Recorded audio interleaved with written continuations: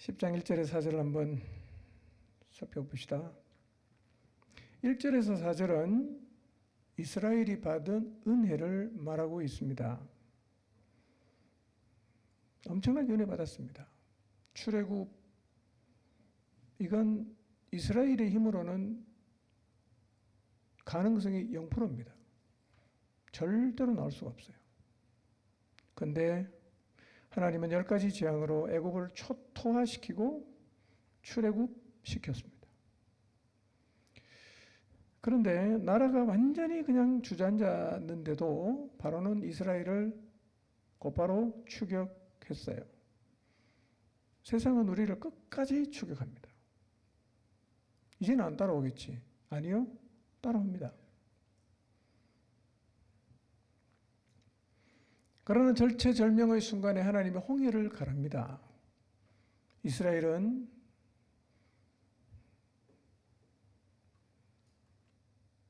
홍해를 물로 물이 쌓인 벽을 바라보면서 건너갔어요. 이거 한번 보면 평생 주님 잘 따라가야 될 것 같지 않습니까?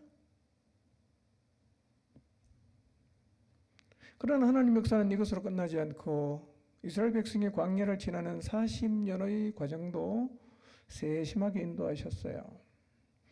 광야에서 이스라엘이 받은 은혜가 무엇입니까? 생존이 불가능한 광야에서 200만이 넘는 사람이 양식을 먹었어요. 생수를 마셨습니다. 이건 도저히 인간이 조달할 수 없습니다. 성경은 신령한 음료다, 신령한 양식이다, 이렇게 표현을 해요. 광야 이스라엘의 40년은 오늘 우리에게는 어떤 과정일까요? 그것은 정확히 우리들의 교회 생활을 가리키고 있습니다. 사도행전 7장을 보면 광야 교회라고 스데반 집사님이 이 얘기를 하고 있습니다. 오늘 우리는 마치 이스라엘이 걸어갔던 광야길을 걸어가고 있어요. 다행인 것은 우리 앞에 걸어갔던 사람이 있어요. 그들의 이야기를 통해서 광야길을 어떻게 걸어가야 하는지 우리는 교훈을 받을 수가 있습니다. 그럼 우리가 이스라엘과 과연 똑같은가? 이스라엘 백성에게 부어졌던 그 놀라운 은혜가 오늘 우리에게도 과연 주어졌는가? 그렇습니다. 죄와 죽음으로부터 노예가 되었던 우리를 하나님은 전적인 은혜로 구원해 주셨고, 나는 죽고 그리스도가 내 안에 살아계신다는 표징으로 우리도 침례를 받았습니다. 광야 같은 세상에서 생존할 수 있도록 매일 우리에게 영혼의 양식을 주십니다. 성령을 주셔서 우리의 마음의 생수가 강처럼 흐르게 하시는 놀라운 은혜를 날마다 잊고 있습니다. 우리는 이스라엘과 동일선상에 서 있습니다. 그들은 우리 앞서 걸었고 우리는 그들이 걸어간 길을 뒤따르고 있습니다. 5절입니다. 그러나 우리 앞서 이 길을 걸었던 이스라엘은 성적표가 좋지 않았어요. 그들은 실패했습니다. 목적지가 가나안인데 가나안에 도달하지 못했습니다.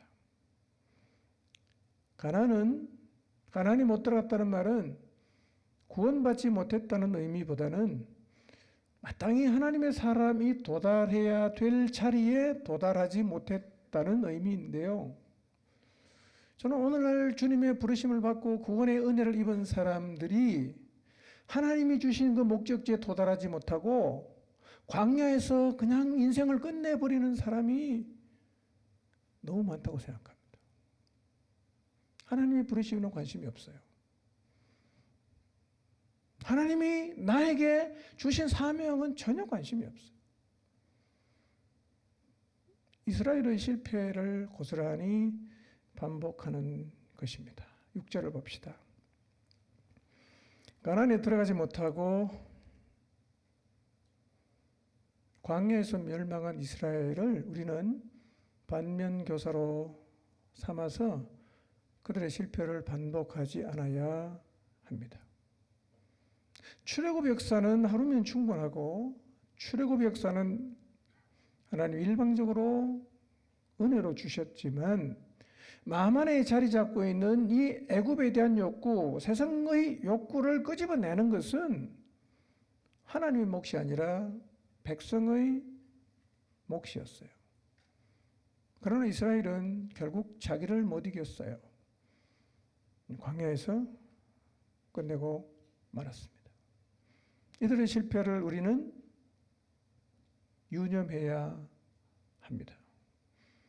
우리는 출애굽기나 민수기 읽을 때마다 늘 드는 생각이 이 사람들 왜 이렇게 믿음이 없나? 이렇게 놀라운 하나님 은혜를 경험했는데 왜 이렇게 사는가라고 그들을 판단하지만 우리가 그렇게 살고 있다는 것은 잘 모르는 것 같아요. 여러분 인생의 목적이 세상입니까? 하나님이 주신 사명입니까?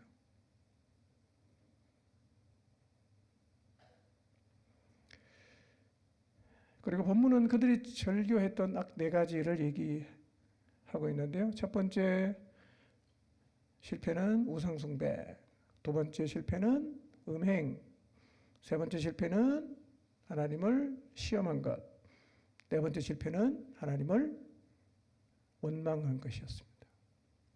자, 오늘은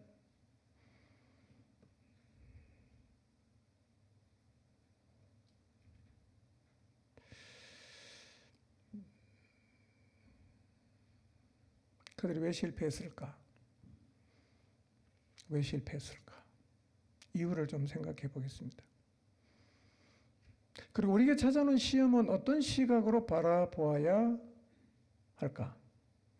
시험, 시련은 어떤 시각으로 봐야 하는가? 그리고 시험 앞에 우리는 어떤 모습으로 서 있는가를 생각해 보도록 하겠습니다. 자, 오늘 설교 제목 읽어볼까요? 시작.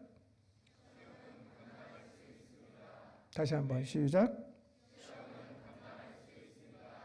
혹시 여러분 시험을 당하고 계십니까?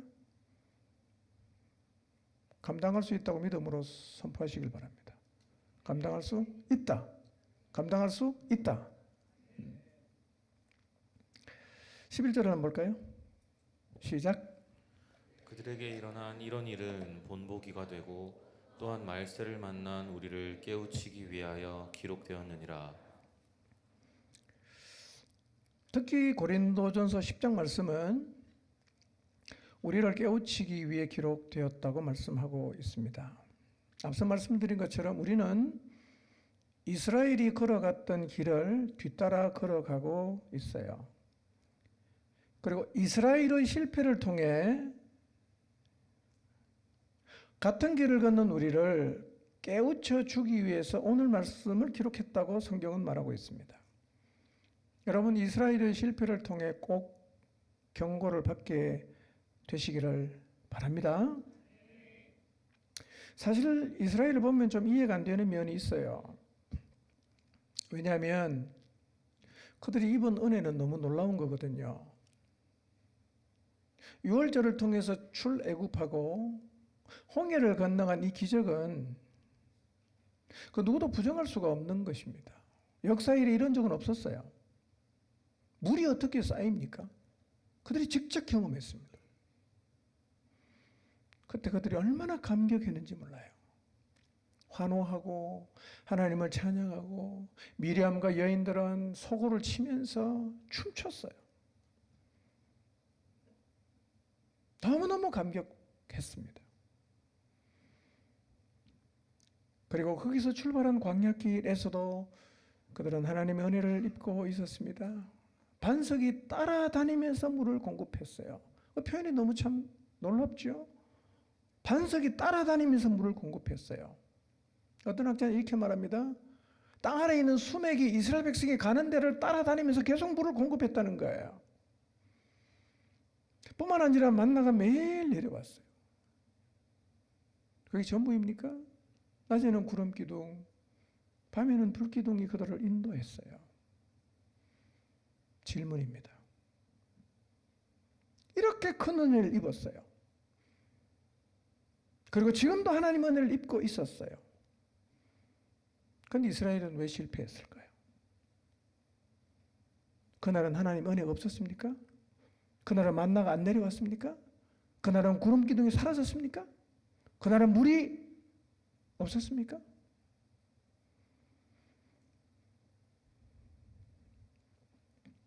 오늘 우리는 한번 생각해 봅시다. 이렇게 놀라운 은혜를 입고 사는데 우리는 왜 번번이 실패하는 걸까요? 왜? 여러분 스스로 한번 질문해 보시고 대답해 보십시오. 내게 부어진 하나님 은혜 너무나 명확하고 지금도 날마다 하나님의 은혜를 내가 입고 살아서 이 건조한 세상 속에 건조함이 없이 하나님의 은혜를 누리고 살아가는데 왜 우리도 그들처럼 실패할까요? 이유가 뭘까요? 12절을 보겠습니다. 시작. 그런즉 선줄로 생각하는 자는 넘어질까 조심하라. 이스라엘이 실패한 가장 주요한 원인은 자기들이 선줄로 생각했기 때문입니다. 그들은 기본적으로 자신의 판단이 옳다고 생각했습니다. 내 생각이 옳아, 나도 알 만큼 알아. 그런 생각이죠. 여러분, 이스라엘 백성이 광야를 통과해서 가나안으로 가는데 자기 판단을 내세울 필요가 있을까요? 자기 주장할 필요가 있을까요? 여러분, 하나님은 위대한 능력으로 이스라엘을 출애굽시켰습니다. 그리고 광야를 지나 가나안으로 끌고 가시는데 그 놀라운 능력으로 출애굽하게 하시고 홍해를 건너게 하신 하나님이 광야에서 굶겨 죽이겠습니까? 목말라 죽게 하겠습니까? 구름 기둥과 불 기둥으로 인도하시는 분인데 그분이 길을 모르시겠어요? 길을 몰라서 우회전했을까요? 그럴 리가 없지 않습니까?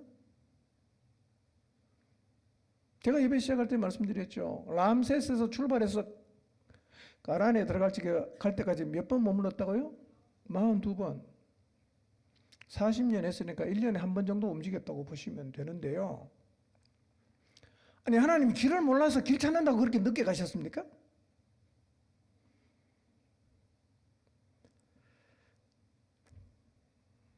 하나님의 지혜와 능력은 사람보다 뛰어나시고 그분은 전지전능하신 분이세요. 인간의 몸만 봐도 이 인간을 설계하신 분이 계신다면 그분은 진짜 전지전능하신 분이에요. 우리가 살고 있는 지구가 돌아가는 걸 보세요. 작용하는 법칙들을 보십시오. 이거를 설계하신 분은 진짜 전지전능하신 분입니다. 그럼 이스라엘의 최소는 뭐겠어요? 이 놀라우신 하나님의 지혜와 능력을 신뢰하고 따라가면 돼요. 늘 이스라엘은 어떻게 합니까? 자기 스스로가 지혜 있다고 생각합니다. 자기 생각을 계속 얘기하는 거예요. 오늘날 이런 사람이 얼마나 많아요. 자기 주장이 얼마나 강한지 몰라요. 끝없이 자기 생각을 얘기합니다. 여러분, 광야 같은 인생길 걸으면서 우리 생각을 주장할 이유가 뭐가 있습니까? 누가 인도하십니까? 하나님 인도하시잖아. 우리의 최선이 뭐겠어요? 하나님 말씀을 믿어야죠. 그런데 하나님 말씀은요, 때로는 우리를 굉장히 미련하게 만들어요. 우리도 다 생각이 있지 않습니까? 여러분, 생각이 없는 분들입니까? 나이가 얼마이든 다 자기 생각이 있어요. 인생은 이렇게 살아야지. 다 자기 나름의 지혜를 갖고 있다는 거예요. 근데 하나님 말씀은 우리가 갖고 있는 생각하고 틀리게 자꾸 얘기하는 거예요. 그게 딜레마 아닙니까? 내 생각을 내려놓고 하나님 말씀대로 살아가면 내가 바보가 되는 것 같아. 내가 손해보는 것 같아. 어리석은 사람이 되는 것 같단 말이에요. 그 자꾸 자기 생각을 주장한단 말이에요. 여러분, 하나님 말씀은 때로는 우리를 미련하게 하고 유치하게 하기도 합니다. 우리는 유치하고 싶지 않아 하지요. 우리는 유능해지고 훌륭해지고 싶어 합니다. 중요한 사실이 있어요. 광야에서 성공하는 길은 광야의 인도자가 되시는 하나님 말씀에 순종하는 길밖에 없습니다. 이걸 진짜 믿어야 합니다. 이스라엘 백성이 광야길을 가본 적이 있습니까? 우리가 우리 인생을 다 걸어갔다가 돌아와서 두 번째 갑니까? 아니잖아요. 우리 다 처음 가는 길이에요. 그래서 광야길을 걸어갈 때 우리는 하나님의 말씀보다 더 똑똑해지려고 하면 안 된다는 거예요. 여러분, 하나님 말씀보다 우리가 더 똑똑하다고 주장할 수 있습니다. 주장할 수 있죠. 주장에 누가 못합니까? 문제는 그렇게 하면 광야를 벗어날 수 없다는 거예요. 광야를 표류하다가 인생 다 끝나게 돼 있어요. 여러분, 목자는 양에게 말해주지 않고 어디로 가야 될지 코스를 다 결정하죠. 그런데 똑똑한 양들은 이제부터 어디로 가는지 말해주지 않으면, 스케줄을 알려주지 않으면 무조건 따라가지 않겠다. 우리가 회의를 해서 코스를 정해서 이 길로 가주세요. 아니면 목자가 왜 글로 가는지 설명을 다 해주세요. 이해가 되면 따라가겠습니다. 라는 태도를 보이면 광야를 벗어나지 못합니다. 광야는 인도자 되시는 하나님에게 순종해야만 벗어날 수가 있어요. 주변을 돌아보고 여러분 자신을 한번 돌아보십시오. 신앙이 성장하지 못하고 늘 그 자리를 맴도는 사람이 있어요. 5년 전에도 똑같고 10년이 지나도 똑같아요. 왜 그런지 아십니까? 자기가 지혜롭다고 생각하기 때문에, 자기 생각이 하나님 말씀보다 옳다고 생각하기 때문에 아이처럼 순수해지지 않는 거예요. 양처럼 목자를 신뢰하지 않는단 말이에요. 신앙이 안 자라요. 여러분, 하나님 말씀이 스펀지에 물이 스며들듯이 우리의 마음속에 스며들어야 해요. 그 말씀을 붙잡아야 합니다. 그러면 신앙이 무럭무럭 자라는 거예요. 여러분, 신앙적으로 똑똑한 사람 보십시오. 신앙이 자라는가? 안 자라요. 설교를 다 듣고 나면 이렇게 말하지요. 현실이 그런가요? 나는 세상에 대해서도 알고 있고 말씀도 이해하고 있는데 내가 볼 때는 이게 옳아요 라고 주장하면서 자기 길을 가는 사람이 있는데요. 그건 자유이지요. 그러나 그 신앙은 절대로 안 자라요. 안 자랍니다. 이런 사람이 역동적인 신앙생활 하는 걸 보신 적 있습니까? 메마르게 되어 있습니다. 그래서 12절이 말하죠. 선줄로 생각하는 자는 넘어질까 조심해라. 혹시 말이에요. 여러분 마음 안에 나도 알 만큼 압니다. 공부도 좀 했고요. 성경도 좀 알고 있고요. 인생을 살아가는 요령도 나름대로 잘 알고 있습니다. 라는 생각이 여러분의 마음속에 만약에 꽉 차 있다면 그 상태가 매우 위험한 상태라는 사실을 아셔야 합니다. 아주 위험한 거예요. 교만하면 넘어지고 똑똑하면 주님 따라가지 못해요. 바보되란 말은 아닙니다. 내 생각 내려놓으라는 거예요. 말씀을 붙잡아야 된다는 거예요.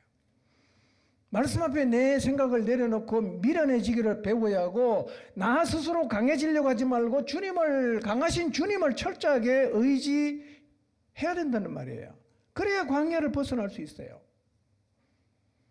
인생길을 누가 가장 잘 할까요? 생각해 보십시오. 우리가 걸어가는 인생길 누가 가장 잘 할까요? 예수님 말씀하셨어요. 내가 곧 길이다. 믿으십니까? 진짜 믿으십니까? 여러분, 예수님이 길이에요. 얼마나 이게 길이라고 주장하는 게 이 세상에 많이 있습니까? 어떤 주장을 받아들이셨어요? 예수님 말씀하십니다. 내가 곧 길이다. 주님을 길로 삼아야 합니다. 그래서 우리는 하나님 앞에 이렇게 말해야 됩니다. 하나님, 전 잘 모릅니다. 솔직히 저는 이쪽으로 가고 싶어요. 근데 주님이 절로 가라고 하니까, 절 말고 저쪽으로 가라고 하니까 주님이 가라는 대로 가겠습니다. 이렇게 하면 안 넘어집니다. 이렇게 하면 광야를 통과할 수 있어요. 고린도전서는 바울이 고린도 교인들에게 보낸 편지입니다. 1차 수신자가 누굽니까? 고린도 교인이에요. 여러분도 어느 정도 아시겠지만 고린도 교회는 참 문제가 많았어요. 문제투성이었습니다. 그런데 고린도 교인들은 생각합니다. 우리는 다 안다. 우리는 다 안다. 우리 가르치려고 하지 마라. 이렇게 생각했어요. 여러분, 그래서요, 바울이 세운 교회 중에서 사도 바울과 가장 많이 논쟁하고 바울의 말을 가장 많이 반박하고 바울이 세운 교회 중에서 바울의 말을 가장 안 들었던 교회가 고린도 교회. 그 교회가 어떻습니까? 여전히 문제투성이에요. 여러분, 혹시 목장에서요, 목자와 늘 논쟁하고 목자의 말을 늘 반박하고 목자의 말을 가장 안 들으면서 나는 신앙이 대단히 좋다 라고 생각하십니까? 그런 사람 지켜보세요. 신앙 안 자랍니다. 항상 똑같은 자리에 있어요. 가슴 아픈 일이죠.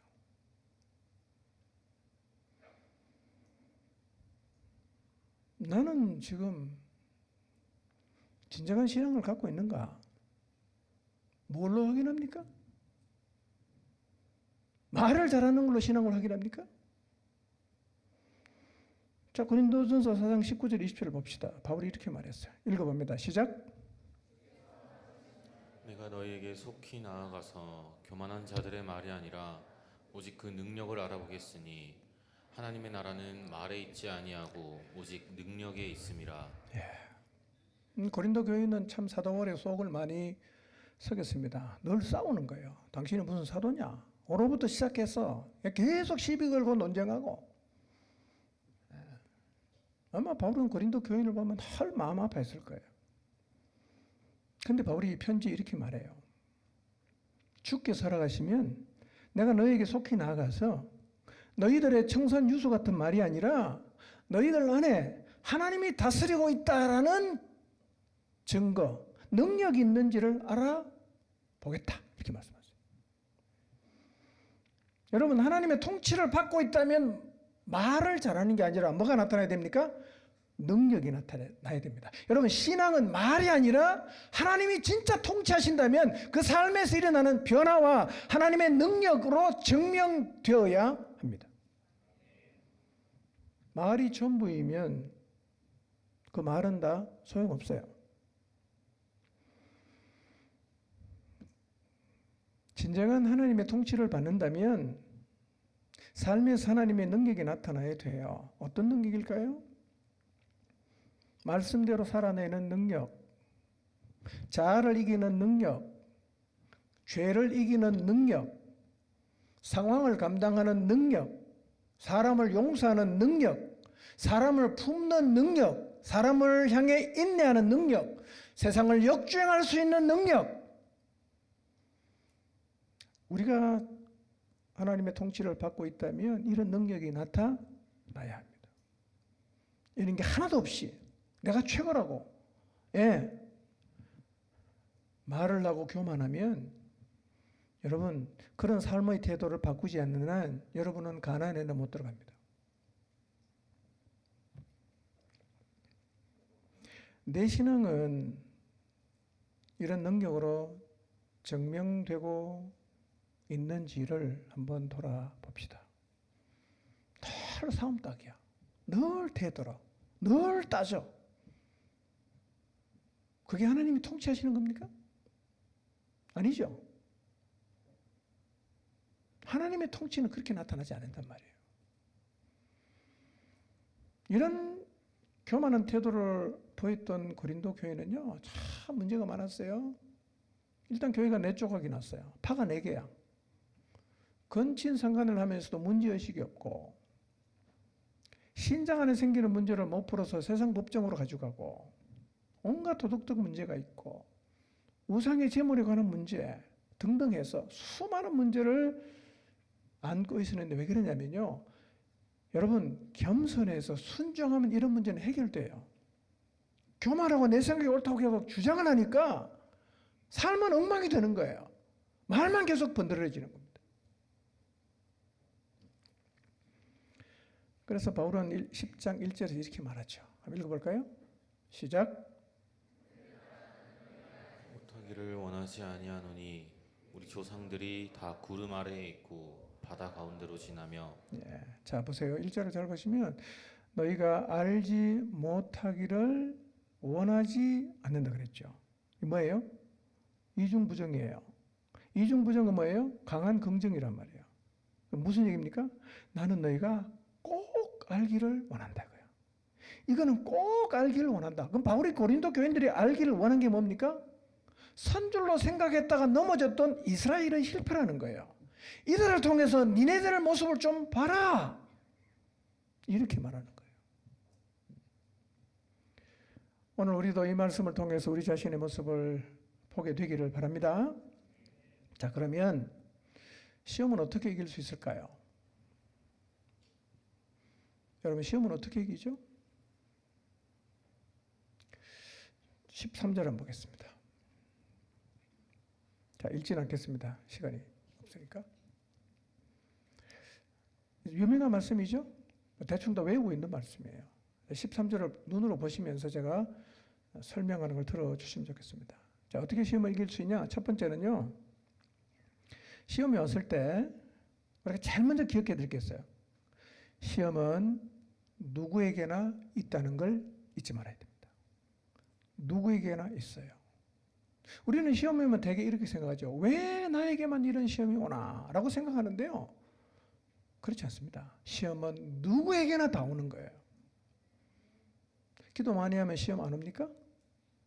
헌금 많이 하면 시험 안 옵니까? 헌신하면 시험이 안 옵니까? 그런데요, 진짜요, 신앙생활 정말 열심히 하고요, 마음을 다해서 하나님 앞에 기도하고 영혼을 위해 살았어요. 근데 시험이 온 거야. 어떻게 생각해야 됩니까? 당연하게 생각해야 됩니까? 아니면 이렇게 열심히 해도 시험 오는 거 보니까 예수님 믿는 거 소용없다, 이렇게 해야 됩니까? 그래서요, 자기 나름대로 열심히 신앙생활을 했는데 시험이 온 것 때문에 시험에 드는 사람이 많아.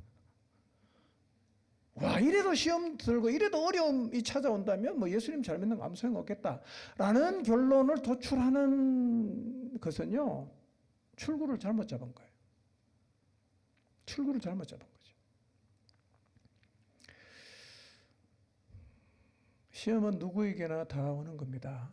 제가 가정 이렇게 돌아보면서 이렇게 깊이 얘기를 해보면요, 여러분 어떤 가정을 보면 야, 저 가정은 진짜 문제 없겠다 싶은 가정이 있죠. 한 시간만 얘기해 보세요. 마음 열고, 야, 세상에 참 문제 없는 사람 없구나, 금방 알게 됩니다. 겉으로는 번들어한데 속에 들어가면 속이 다 썩었어요. 말을 안 할 뿐이지. 목사님, 제게는 시험이 찾아올까요? 예, 찾아옵니다. 똑같습니다. 제게 시험이 찾아오는 건 대수가 아니죠. 왜냐하면 예수님도 시험을 받았어요. 여러분, 예수님 언제 시험 받으셨어요? 40일 금식했을 때입니다.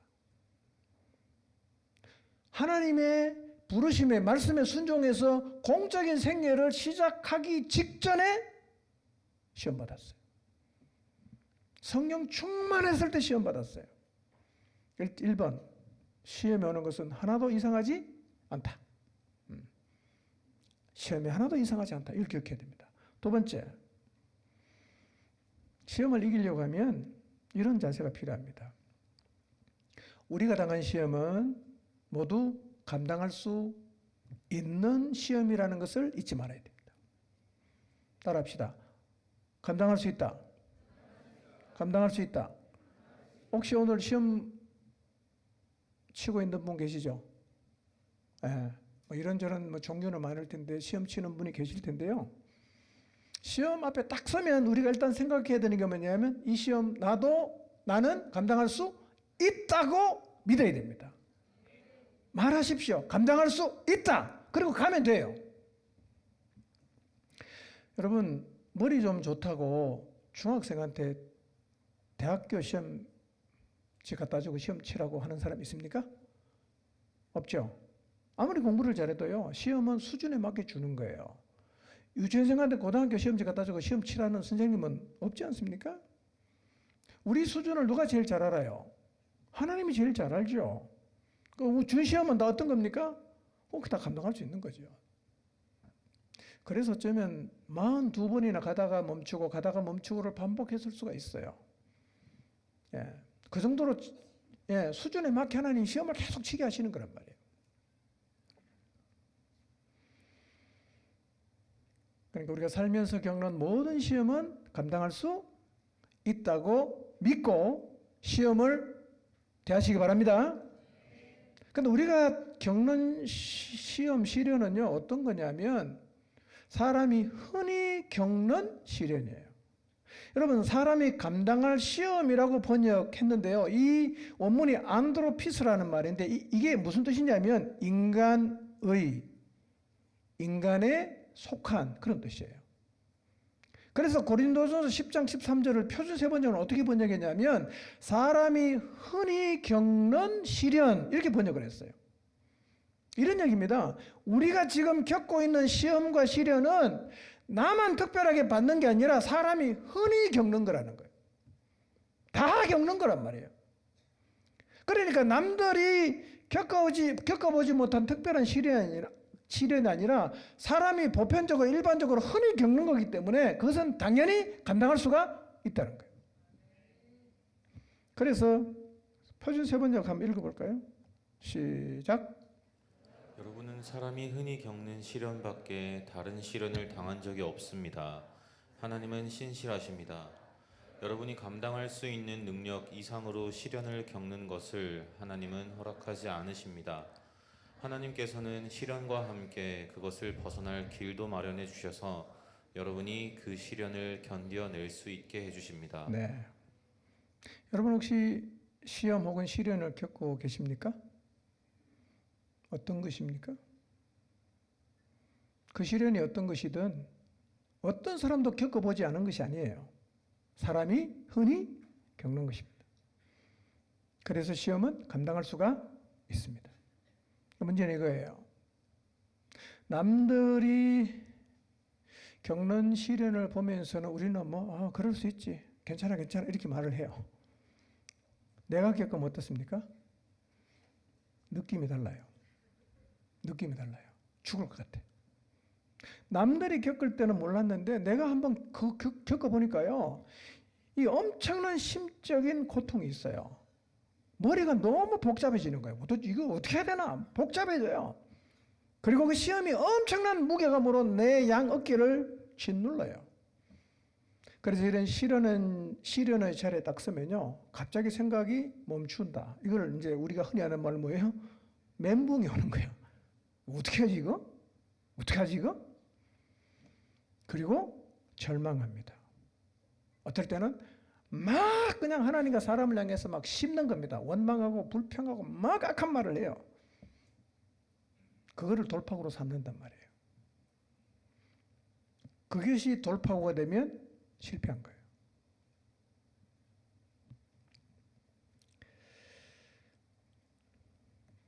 그리고 내가 시험을 겪어보니까 너무너무 힘든 거야. 그래서 내가 시험 앞에서 내가 주저앉거나 넘어진 것을 그럴 수 있겠다라고 생각을 하지만요. 여러분 보세요.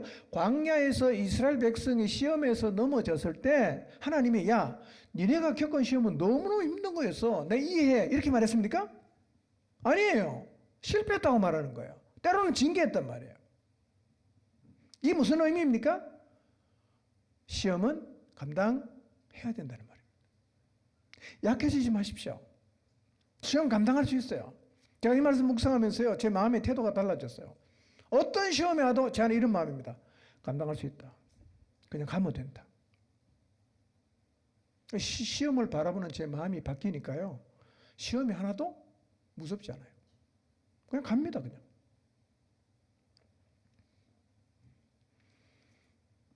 그리고 시험을 이기려면 세 번째는요, 피할 길을 주신다는 것을 믿어야 돼요. 하나님이 피할 길을 준다. 피할 길을 준다는 게 무슨 뜻입니까? 피할 길을 준다는 말은 하나님이 그 시련의 자리에 오기 전에 경고한다는 말이에요. 경고. 문제는 뭐냐? 우리가 그 경고를 무시한다는 거예요. 아이고, 걱정하지 마세요. 저는 그런 일 없을 거예요. 저는 그럼 충분히 이길 수 있습니다. 저는 걱정하지 마세요. 이거예요. 여러분, 중병에 걸리기 전에 우리 몸에서 수천 번의 사인을 보낸답니다. 간에 문제가 생겨서 계속 보이는 신호를 보낸대요. 왜 이렇게 피곤하지? 뭐 등등 해서. 근데 중병에 걸리는 이유가 뭐냐면 그 경고를 계속 무시하면 중병에 걸린답니다. 여러분, 하나님이 주시는 경고를 잘 받으셔서 시험을 피하시기 바랍니다. 네 번째로 시험을 이기려고 하면 하나님이 신실하신 분, 미쁘신 분임을 믿어야 합니다. 여러분, 하나님이 믿을 만한 분이라는 사실을 믿으십니까? 여러분, 시련 자체는 행복하진 않아. 사실은요, 우리가 이 시련의 때가 쉽지 않은 게요, 축복이긴 한데 이게 변장된 축복이거든요. 근데 그 자체로는 사실은 그렇게 우리가 환영하고 싶은 건 아니에요. 그러나 그 과정을 통해서 하나님은 아름다운 역사를 이루어 가십니다. 그 과정을 통해서 나를 빚어가세요. 그리고 그 과정을 통해서 나를 세우고 우리 가정을 세우고 우리 아들을 세우고 결국 모든 것이 합력해서 선이 되게 하십니다. 하나님이 그렇게 하실 거다. 하나님이 협력해서 선을 이룰 거다라는 이 미쁘신 하나님을 믿어야 된다는 거예요. 믿으시기 바랍니다. 어떤 시험을 겪는지 모르지만요, 하나님이 합력해서 선을 이루신다는 그 미쁘신 하나님을 믿으시기를 바랍니다. 여러분, 이스라엘의 실패가 뭡니까? 시험을 당했을 때 출구를 잘못 찾았다는 거예요. 이게 문제예요.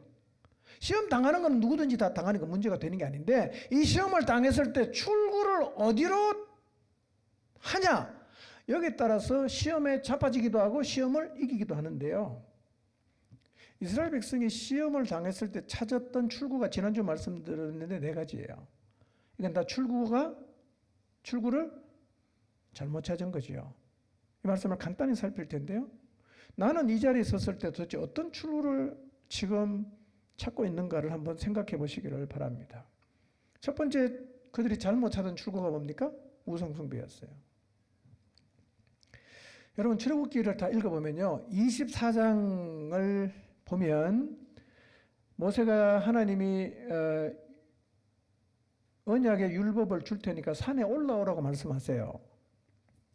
그리고 모세가 올라간 다음에 25장부터 31장까지는 그 법을 쭉 얘기를 합니다. 그러니까 시간의 순서로 보면 24장에서 바로 32장으로 연결돼요. 그러면 24장이 어떻게 됐냐?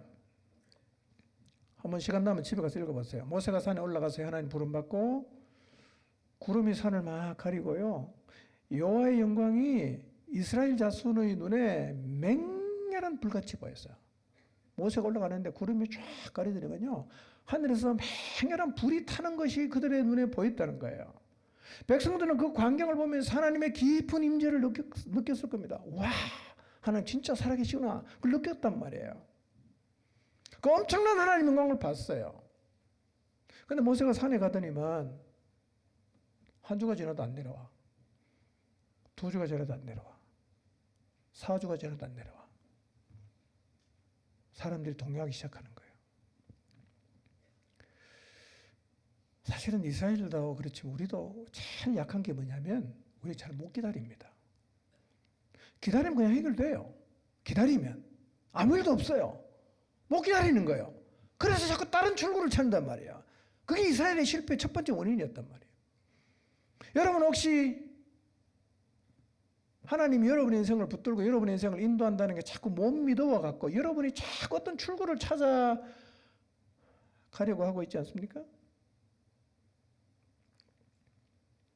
그래서 아론을 막 부추기는데 아론에게 찾아가서 자기들을 인도할 신을 만들라고 요구하고 결국 금송아지를 만들었는데요.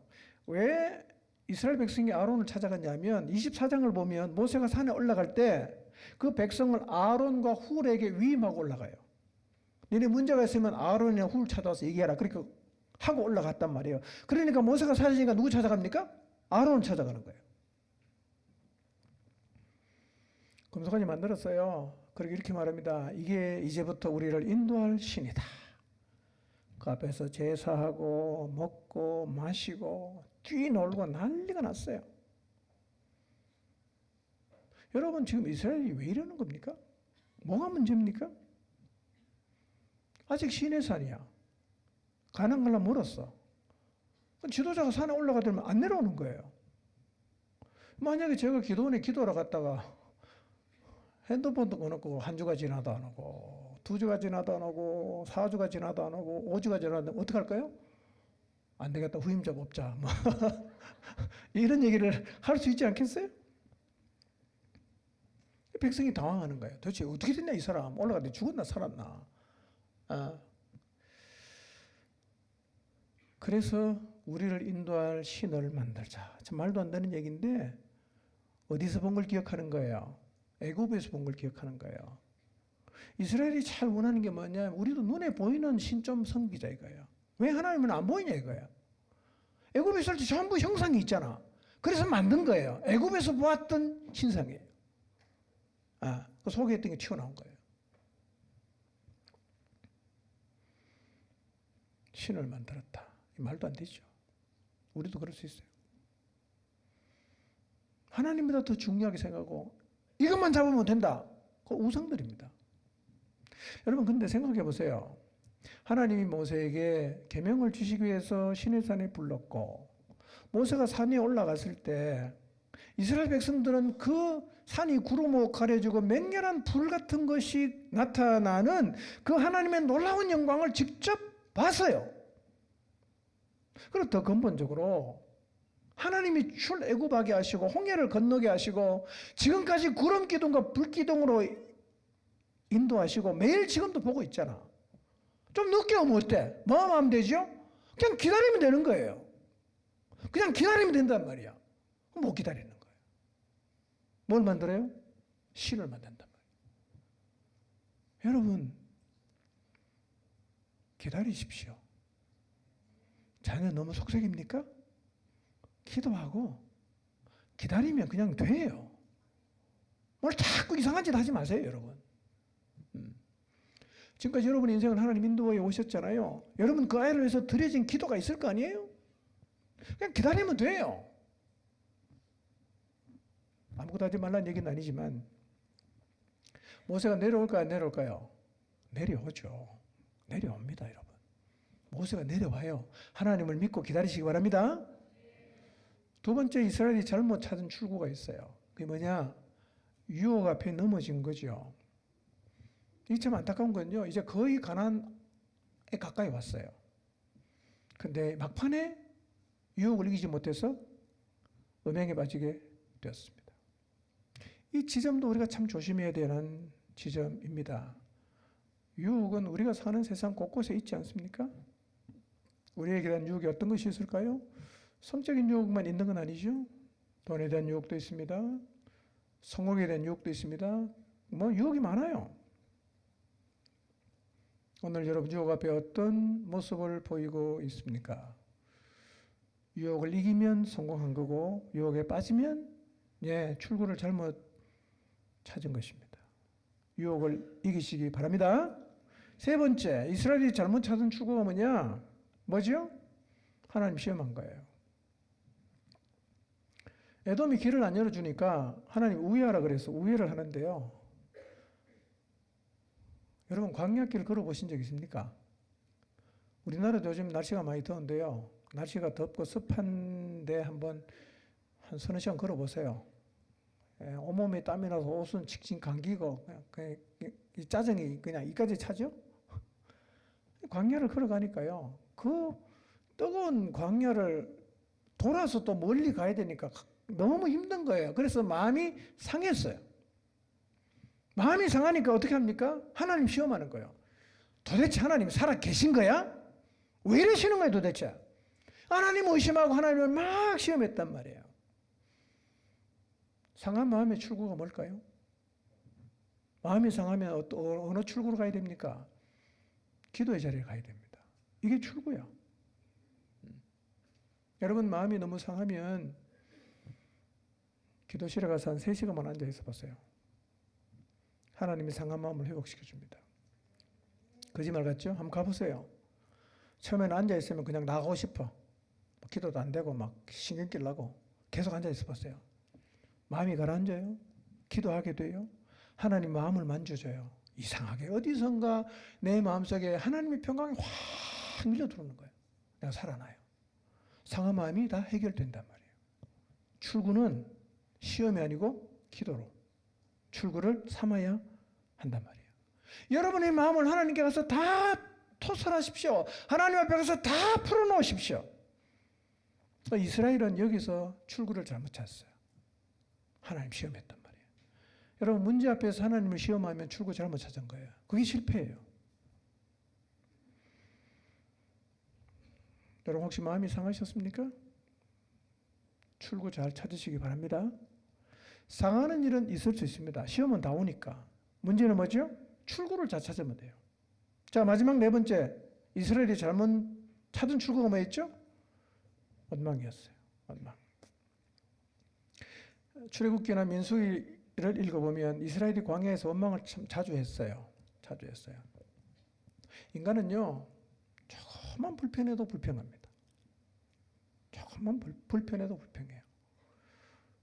여름에는 교회에서 에어컨을 틀지 않습니까? 시원하십니까?